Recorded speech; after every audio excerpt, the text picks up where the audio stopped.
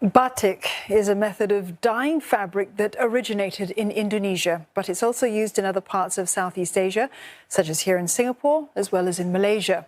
Now, come this Friday, visitors can embark on a journey tracing batik's traditional roots to contemporary designs at the Asian Civilisations Museum's new Batik Kita, Dressing in Port Cities exhibit. And for more, we're joined now by the exhibition curator Lee Chor Lin. Good evening, Chor Lin. The exhibition is called Batik Kita, which in translated from Malay or Bahasa means our batik.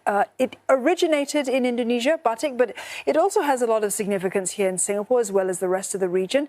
Can you explain to our viewers how the art of batik has in some way bridged different histories and cultures in this region? Hi, Dawn. Thanks for that question. The batik originally was made in Java, in many places of Java, and they're very sensitive to the need of their clients, their customers in Singapore and Penang, and they specialize in beautiful, colorful batik. For example, our nonias here.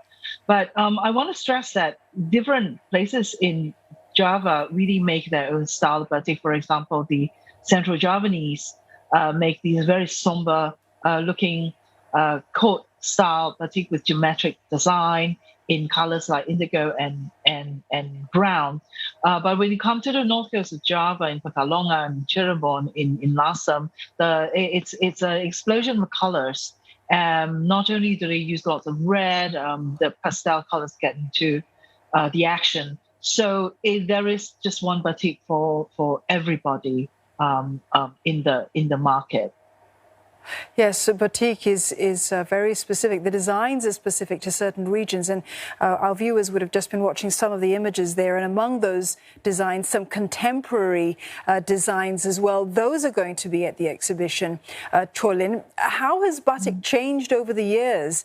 It is an art form after all, but are people receptive to this sort of modernized form of batik as well? Absolutely. I think we are seeing the renaissance of batik. I mean, about 20 years ago, we thought batik was just going to die. But with the recognition of batik as a World Heritage item since 2008, we've seen a lot more batiks being produced, again, in many forms. And the way we wear batik, too, it has changed a lot. It used to be just the sarong. It used to be something that you wrap on the lower part of your body or the shoulder cloth. But as we can see, the way batik has been worn is so lively. It's very diverse. You wear it as a dress, and that's the ubiquitous, tropical, sensible batik shirt for men who don't want to wear business suits. It's dignified, and all the official functions can call for batik shirts. And there are also very creative designers who are using batik in many ways. So they turn them into all kinds of batik items, fashion items. So I think we are looking at, a period when people are interpreting batik in a very different way. More and more people are embracing it and wearing them. Certainly, I think locally in Singapore, we're looking at many fashion designers who are venturing into using batik as a fabric. Even designers who are used to doing minimalist style with their experience in batik, they're really re-looking at batik as a very interesting and exciting sort of fabric to use in creating their fashion. So it has a great deal of flexibility. But what about the future of this art form? If you could just quickly wrap it up for us, what your hopes are for this tradition to be preserved, Chor Lin.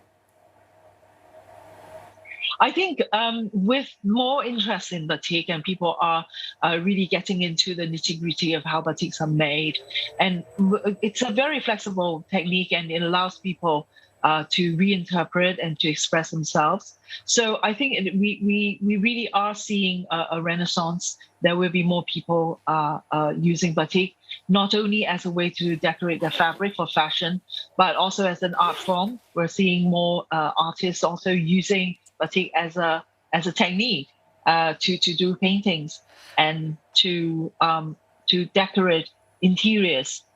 So I think we are seeing a very positive future of batik in the years to come. An exhibition for the public to look forward to. Chor Lin, thank you very much for that. Lee Chor Lin, the curator of the Batik Kita Dressing in Port Cities exhibition.